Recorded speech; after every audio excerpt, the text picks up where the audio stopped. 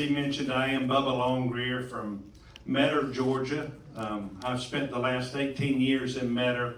Last 11 as a local school superintendent. Prior to that, I was a special ed director and assistant superintendent.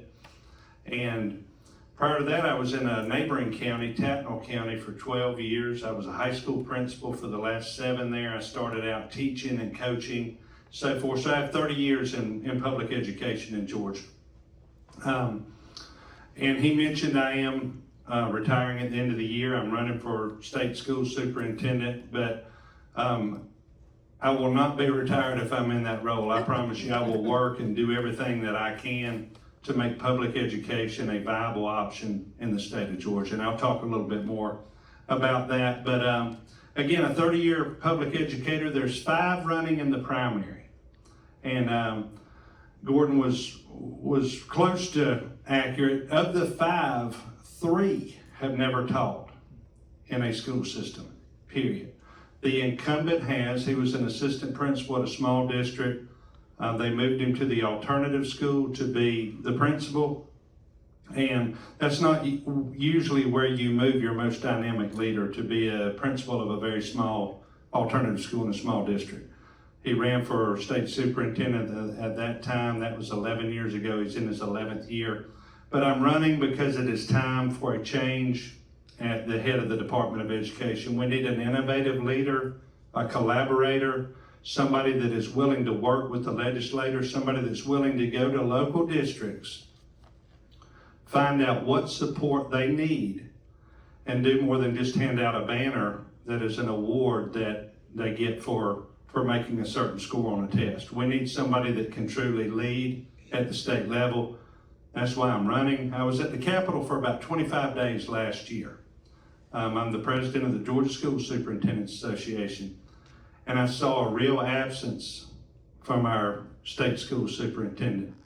If you doubt my testimony there, you can talk to most any of the legislators, and I think that they will tell you the same thing. There's a high level of frustration with that office and the unwillingness to come and collaborate, meet with the House Ed Committee Chair, Senate Ed Committee Chair, the financial chair, head of appropriations for the Senate, etc. Public education is over 50% of the state budget. It's a big portion. Over 92% of our kids in Georgia go to public schools. We need a leader that's going to make sure that the money that is being spent to truly benefit students. And I'm the guy that can do that. I've been a local superintendent for 11 years. A little bit personally, I've been married for 25 years to my wife, Lisa. We have 3 children. Our oldest 2 have come to the University of Georgia.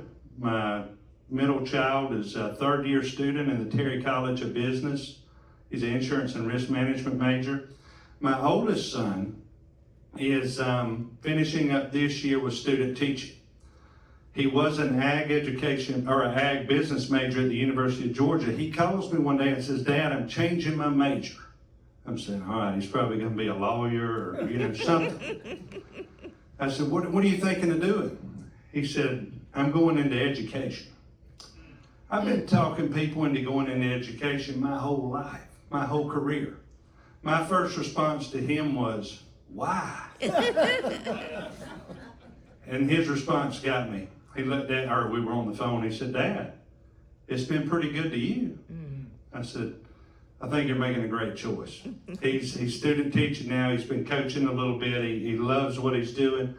And then third, our daughter is a senior in high school. She found out Friday that she was accepted into the University of Georgia, and she is so excited about being here. Her and her mother are at home working on scholarship applications right now. We'll need them. But so I'm very blessed with a great family, very involved locally I'm a 3-time Rotary president. I'm involved with church. I teach adult Sunday school class, and just have been really immersed in the community there. But as I talk about why I'm running, I mentioned to you about the absence of leadership, and I said, we need a change there. A lot of people around the state have talked to me about running again. I'm the president of the Georgia School Superintendents Association. I'm on Governor Kemp's Superintendent Advisory Council, and I'm also on our Literacy Council for Georgia, one of 3 superintendents that were appointed to that. Some priorities for me, and every good politician, and this is my first time running for anything, but I've learned this, every good politician has 3 points. So I'm gonna go over 3, and then I can answer any questions and so forth. But one, and this one's near and dear to my heart, having been a high school principal, having been a special ed director, having been a superintendent of a local district, again, for the last 11 years, we have compromised across the state our behavior expectations for students. Amen. And a priority for me, and I've led it at a local level, I've led it as a high school principal, we're going to set high expectations for student behaviors, and the litmus test is going to be if you're interfering with the learning of other students in the classroom, or if you're making it difficult for teachers to teach and enjoy it, we're going to find another opportunity for you, but it's not going to be in that traditional classroom. Like the gentleman that spoke earlier, I'm willing to stand on that. I'm willing to be called whatever. We are not doing our students a favor if we are allowing them to behave in such a way in our school system that when they get out, that they're not going to be able to succeed in society. That's right. And I'm willing to take a firm stand on that. And I've done it. If you know anybody who met her, you can check with them. I think they'll testify to that. The other thing, I mentioned I'm on the Literacy Council. Literacy is a super important priority for us. We're doing some good work. There's some legislation coming out. That is being done in absence of the leadership at the Department of Education. Even though the Department of Ed, there's good people that are working and doing it, but our state school superintendent is not involved and at the table with that. When you look at Mississippi, when you look at Alabama, when you look at other states that have made some progress, the State Department of Ed leader has been instrumental in helping that work take place. And early literacy and literacy in general is a priority, if not the priority, right behind safety. Third thing I want to talk about is career development.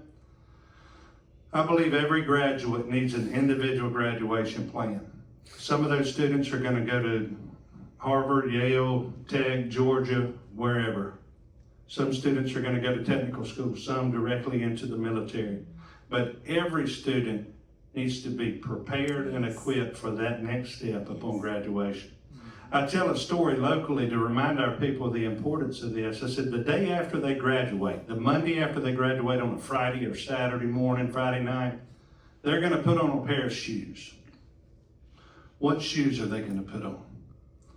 Is it military boots? Is it technical college? Is it nursing shoes where they're going to get additional training? Is it shoes to go to the university? All of those are acceptable and encouraged, but the one set of shoes that we're not going to put on is a pair of bedroom shoes the Monday after they graduate and not be productive members of society. Yes. And I'm a firm believer in that. We've done some wonderful things from a career tech standpoint, from college readiness standpoint in the districts that I've led. Real quick, I want to leave you with these 2 stories, and it kind of reflects the power of education. There's a young man named Nick who was a child with disability. And I've been in this district for 18 years. I was a special ed director. Well, I was meeting with his family when Nick was in the 1st grade, and I asked Nick's parents, Daryl and Marcy, I said, what do you want for Nick? Nick had some major challenges. They said, we would love for him to be able to work one day. We would love for him to be able to drive one day possibly. And we would love for him to be able to live independently. I said, well, let's keep those things in mind as Nick goes through school. Well, when Nick started middle school, we got him involved with our athletic program, really developed some relationship with some coaches. When he got to high school, that was strengthened. He became a coach almost, a manager. He worked with football and baseball. He could keep up with the exact number of wins that he had in every sport. You could ask him. He never mentioned the losses, but he always kept up with the wins. When he got to be a junior, I went to his parents and I said, what do y'all think about maybe Nick working in our high school cafeteria a block a day? He said, do you think he can do it? And I said, well, I've talked to the cafeteria ladies and they're willing to work with him and pick up trays, clean up, clean tables and so forth. Well, Nick did that. Nick's been out of school 7 years. He works in our elementary school cafeteria right now. He's been working since he graduated. He drives an old beat-up Nissan pickup truck and parks in the farthest spot away from the cafeteria so nobody bumps into it. He has one of these Bubba for Georgia stickers that he begged me for on his back glass of his truck. Our carpentry class is building a tiny house right now that Nick's parents are going to provide the cost of materials for, and they're going to put it on their property, and Nick's going to be able to live independently. That's Nick's life that has been changed through people pouring in, but his parents were involved. They were a part of the process. The second kid, and I'll make it quick, Jamarian Hobbs, single young black male, a young black male of a single mother home. His mother worked at Burger King drive-through the day I moved to Metter, and she still works there, Miss Sonia. But Miss Sonia had Jamarian at school every opportunity that he could be there. When he got to middle school, Jamarian got really involved with the band. He participated in junior youth assembly. He would go on any trip the school was going on, and his mother always found a way for him to be there. When he got to high school, he got involved with ROTC. He went up graduating from Metter High School in 2023 with my middle child, who's here at the University of Georgia.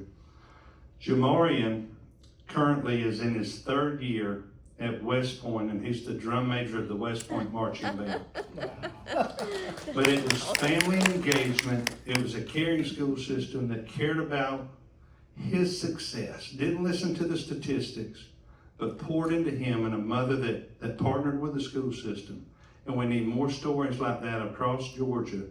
We need school systems that are willing to get to know the parents, find out what the parent needs for the child, and provide opportunities for success. So I would ask you to look into my backgrounds, look in. I would love to have your support. It's going to be he talked about a wild race. There's 5.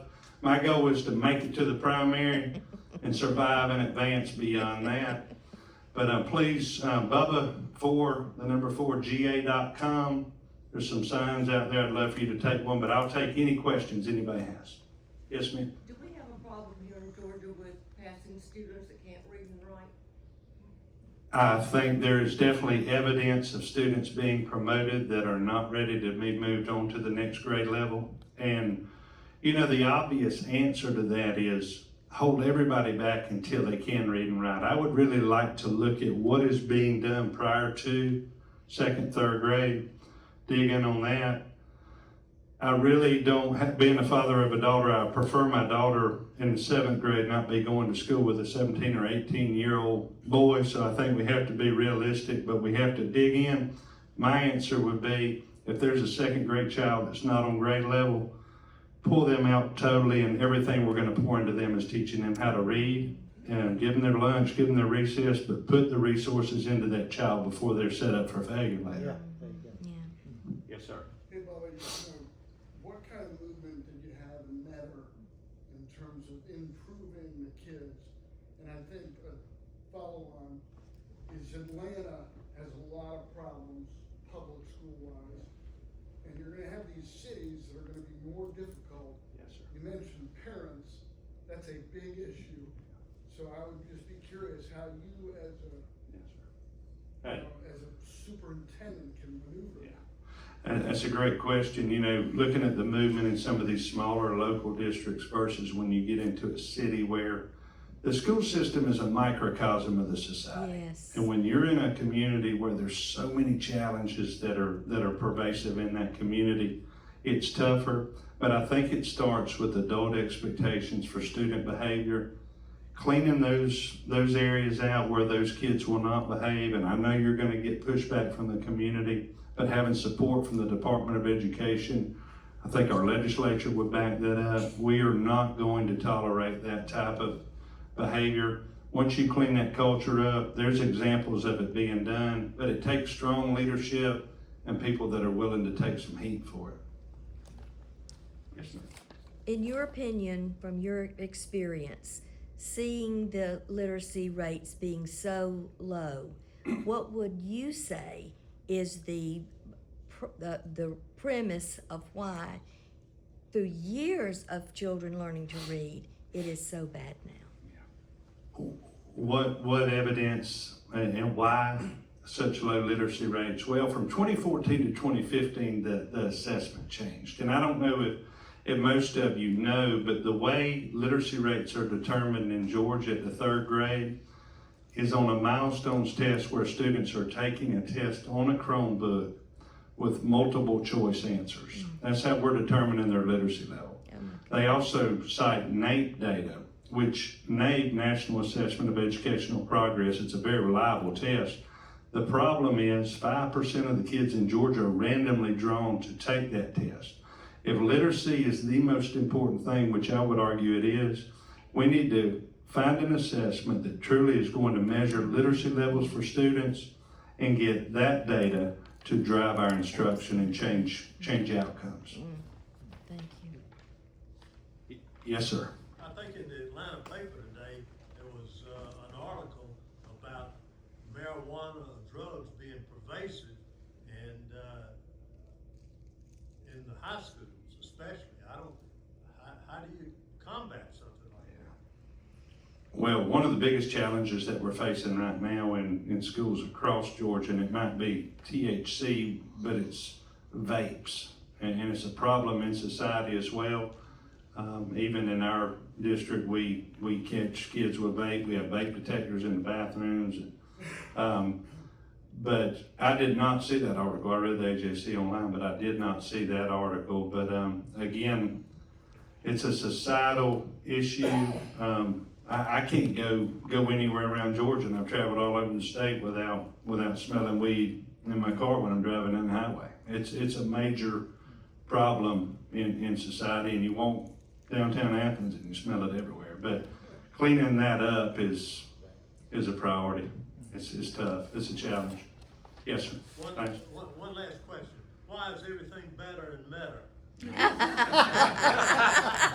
When people ask me if it's better and better, I say it's pretty good when I left. But, it's a good little place. One more. Yes, sir.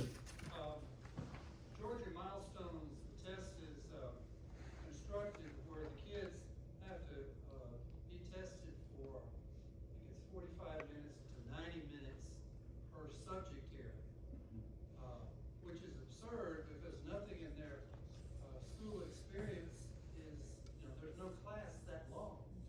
So, the class maybe it's blocked, as a principal, you're familiar with that. And so we have kids that are ADHD, compulsive behavior problems, and they have to sit for 90 minutes somehow, and the teacher can't help them in any way, can say, concentrate, son. And so they don't do too well on that Georgia milestone. And decisions are made about the kid's future based on the results of that. So this is an absurd, the way this test is designed is absurd to measure competence in a particular subject area. So I would appreciate your thoughts on that. Yeah, I think you're right on target. We're asking 3rd graders to do a test on a Chromebook, pulling from 2 different literature sources to create an essay use citing. This is 3rd grade on a Chromebook. I think common sense and somebody to step up and say, what are we really trying to measure here? Let's make sure it aligns and create opportunities to truly determine where students are successful and where they're not, so it can drive instruction moving forward. I think you're right on target. Do we have one more? Yes, sir. All right, so as a recent high school graduate, I graduated high school in 2023, and I'm the son of 2 educators. Okay. And so my mom was a kindergarten teacher, and to further that point, we have kindergartners taking math testing, which I don't know if any of y'all are familiar with that, but it kind of goes to that literacy score as well. And she's having to, number one, teach students how to use a mouse and keyboard, and then also get them to concentrate. So what would you do to combat over testing in our schools? Grant,